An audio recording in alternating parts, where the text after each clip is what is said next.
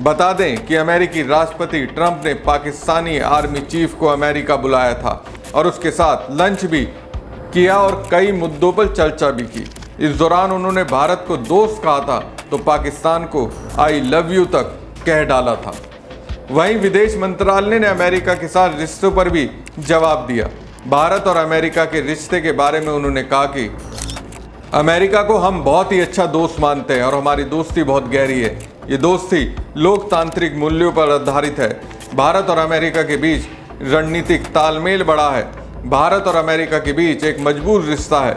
इस रिश्ते पर दोनों देशों के बड़े नेता ध्यान दे रहे हैं। दोनों देश व्यापार, टेक्नोलॉजी, ऊर्जा, रक्षा और कई दूसरे क्षेत्रों में मिलकर काम कर रहे हैं। ये अमेरिका क्या दोस्ती निभा रहा है? नहीं निभा रहा। वो अपने फायदे के लिए पाकिस्तान का साथ दे रहा है और पता नहीं मोदी की अगुवाई में चलने वाली सरकार की आंखों पर कौन सा पर्दा है, वो देख ही नहीं पा रही है। सब कुछ आंखों के सामने है। अमेरिकी राष्ट्रपति ट्रंप ने पाकिस्तान की काली करतूत को जानते हुए भी जिस तरह से पाक आर्मी चीफ असीम मुनीर का स्वागत किया था, उसने भारत की चिंता बढ़ा दी थी। भारत में विपक्ष के नेताओं ने सवाल उठाना शुरू कर दिया था। वहीं ट्रंप ने असीम मुनीर की जमकर मेजबानी की थी। उनके लिए लंच का भी आयोजन किया था।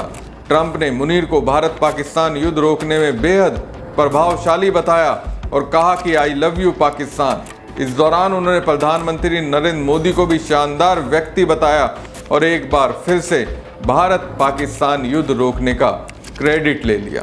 पीएम मोदी ट्रंप के लिए शानदार व्यक्ति हैं, लेकिन उसकी नज़र में 140 करोड़ भारतीयों की क्या औकात है, जिसके लिए पाकिस्तान एक ऐसा मुल्क है जो वक्त वक्त पर भारतीयों के विश्वास के साथ छल करता है। अब भारत ने अमेरिका की जिस तरह से तारीफ की है, इससे साबित हो गया है कि डोनाल्ड ट्रंप भारत और पाकिस्तान दोनों के लिए बहुत जरूरी है। अब दोस्तों, डरने का क्या परिणाम होता है, ये रूस के राष्ट्रपति पुतिन ने बता दिया।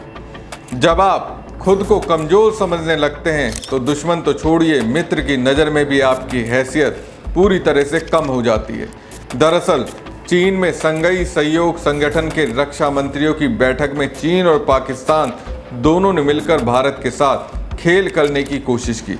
भारतीय रक्षा मंत्री राजनाथ सिंह ने एससीओ में जब अपने भाषण में पाकिस्तान के पाले आतंकियों की ओर से किए गए पहलगाम हमले का जिक्र किया तो इसे पाकिस्तान के रक्षा मंत्री ख्वाजा असीम बौखला गए।